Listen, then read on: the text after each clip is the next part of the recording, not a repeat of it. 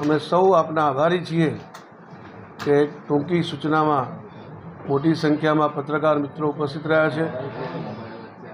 સરદાર સાહેબ ગુજરાતના પનોતા પુત્ર હતા, સાથે સાથે દેશને એકીકૃત કરવા માટે જેમને અમૂલ્ય યોગદાન આપ્યું છે, એમનું જ્યારે 150મી જન્મ જયંતિ હોય, વિશેષ કાર્યક્રમો આયોજિત થતા હોય, એમાં પણ આ રાષ્ટ્રીય પદયાત્રા કરમસદથી 26 નવેમ્બરના રોજ પ્રારંભ થઈ ચૂક્યો છે।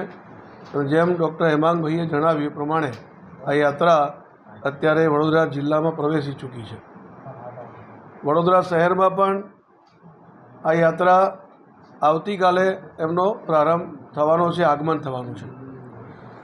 ત્યારે આ પ્રેસ વાર્તામાં ઉપસ્થિત અમારા સૌના આદર્શ પ્રેરણા સ્ત્રોત એવા ઓમપ્રકાશ ધનખડજી, જેમાં રાષ્ટ્રીય મંત્રીશ્રી છે, આ પત્રકાર વાર્તામાં ઉપસ્થિત લોકપ્રિય યુવા સાંસદ ડૉક્ટર હેમાંગભાઈ, વિધાનસભાના મુખ્ય દંડક રાવપુરાના ધારાસભ્ય શ્રીમાન બાળુભાઈ, અકોટાના લોકપ્રિય ધારાસભ્ય શ્રીમાન ચૈતન્યભાઈ, પૂર્વ સાંસદ શ્રીમતી રંજનબેન, પૂર્વ ધારાસભ્ય પૂર્વ મંત્રીશ્રી એવા ભૂપેન્દ્ર લાખાવાલા સાહેબ અને સૌ મીડિયાના મિત્રો તથા સૌ કાર્યકર્તાઓ, આ કાર્યક્રમ જે થવા જઈ રહ્યો છે ઘણા સમયથી એની ચર્ચા છે।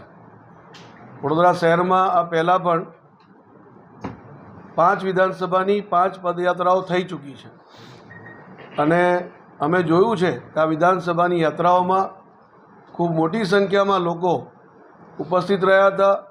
ઉમળકાભેર સરદાર સાહેબની પ્રતિમાને પુષ્પાંજલિ કરી, સ્વાગત કર્યું અને સરદાર સાહેબને એક પ્રકારે કહીએ તો શ્રદ્ધાસુમન અર્પણ કર્યા। આ વખતે જે યાત્રા આવવાની છે એ રાષ્ટ્રીય પદયાત્રા છે।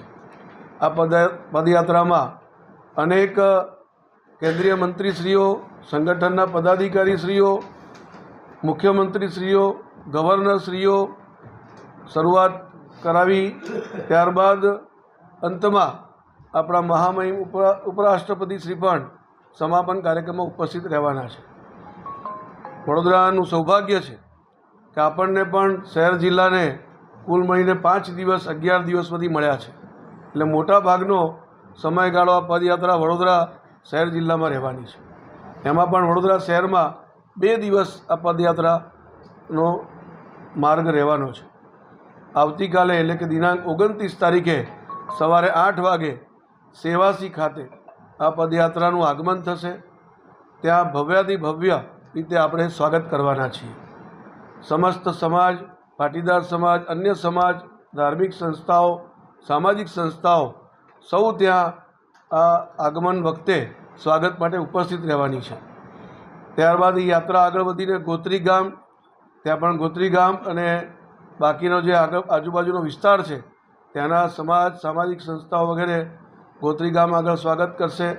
ત્યારબાદ હરિનગર 4 રસ્તા, ત્યાં પણ સાઉથ ઇન્ડિયન જે સમાજ છે મોટી સંખ્યામાં ઉપસ્થિત રહીને આ સ્વાગત કરવાનો છે। સંપૂર્ણ રૂટ જે છે એ ત્યારબાદ ઇસ્કોન મંદિરથી SMVS સ્વામિનારાયણ મંદિર, ત્યાં તાંદલજા ગાર્ડન, ત્યારબાદ અટલાદરા બ્રહ્માકુમારી સેન્ટર અને અટલાદરા મંદિર BAPS સ્વામિનારાયણ મંદિર ખાતે સરદાર સભામાં આ યાત્રા પરિવર્તિત થશે। ત્યાં અમારા આદરણીય રાષ્ટ્રીય અધ્યક્ષ શ્રી અને કેન્દ્રીય મંત્રી શ્રી JP નડ્ડા સાહેબ ઉપસ્થિત રહેવાના છે અને અમારા પ્રદેશ અધ્યક્ષ શ્રી જગદીશ વિશ્વકર્મા સાહેબ ઉપસ્થિત રહેવાના છે। એ સિવાય યાત્રામાં જે પદયાત્રી તરીકે માન્ય કેન્દ્રીય મંત્રી શ્રી મનસુખ માંડવિયાજી એ પણ જોડાવાના છે અને શ્રીમાન જીતુભાઈ વાઘાણી અમારા રાજ્ય સરકારના મંત્રીશ્રી એ પણ જોડાવાના છે। કુલ મળીને આ પદયાત્રા એ સરદાર સભા એટલે કે સરદાર ગાથા ઉપર ત્યાં કાર્યક્રમ થવાનો છે। ત્યારબાદ યાત્રા આગળ વધીને મુંજ મહુડા મહારાષ્ટ્રીયન સમાજ દ્વારા ત્યાં મહારાષ્ટ્રીયન કલ્ચરથી આ યાત્રાનું સ્વાગત થવાનું છે। અકોટા ગામ આગળ ગરબાની સંસ્કૃતિથી આ યાત્રાનું સ્વાગત થવાનું છે। ત્યારબાદ નવલખી ગ્રાઉન્ડ ખાતે આ યાત્રા ફરી જાહેર સભામાં પરિવર્તિત થવાની છે। જાહેર સભામાં પણ માન્ય મનસુખભાઈ માંડવિયાજી, શ્રીમાન જીતુભાઈ વાઘાણીજી એ ઉપસ્થિત રહેવાના છે। બીજા પણ કોઈ મંત્રીશ્રીનું હજુ કન્ફર્મેશન આવશે તો એ પણ આ કાર્યક્રમમાં ઉપસ્થિત રહેવાના છે અને ત્યાં આ કાર્યક્રમ જાહેર મંચના કાર્યક્રમ બાદ સાંસ્કૃતિક કાર્યક્રમ પણ થવાના છે. શ્રીમાન કીર્તિદાન ગઢવીજી દ્વારા એક સરદાર સાહેબના જીવન પર ડાયરાનું આયોજન છે.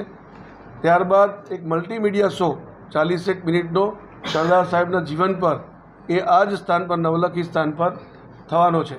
કુલ મળીને 7 વાગે કાર્યક્રમ પ્રારંભ થશે નવલખીમાં અને 10 વાગ્યા સુધી આ કાર્યક્રમ સાંસ્કૃતિક કાર્યક્રમ ચાલવાનો છે. ત્યારબાદ બીજા દિવસે એટલે કે 30 તારીખે સવારે નવલખી ગ્રાઉન્ડથી આ યાત્રા પ્રારંભ થશે.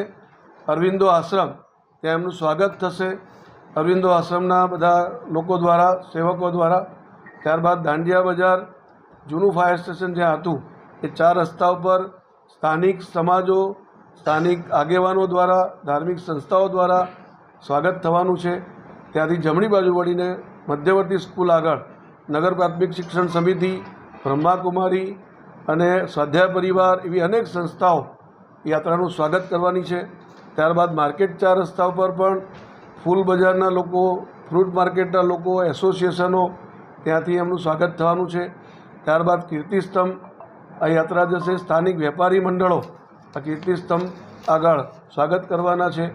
ત્યારબાદ રાજમહેલનો જે મુખ્ય ગેટ છે ત્યાં પણ સ્વાગત અને કલ્ચરલ કાર્યક્રમનું આયોજન થયું છે. ત્યાં રાજપૂત સમાજ દ્વારા અને રજવાડું થીમ પર, કારણ કે 562 રજવાડાઓ સરદાર સાહેબે એકત્રિત કરીને ભારતને એક ભારત બનાવ્યું એવા ત્યાં થોડી એ થીમ પર સાંસ્કૃતિક કાર્યક્રમ રહેવાનો છે. રાજપૂત સમાજ દ્વારા એમના પરિવેશમાં આ યાત્રાનું સ્વાગત થશે. ત્યારબાદ મેઇન રોડ ઉપર થઈને કાશી વિશ્વનાથ મંદિર જશે, ત્યાં પણ સ્વાગત થવાનું છે. અનેક સમાજો દ્વારા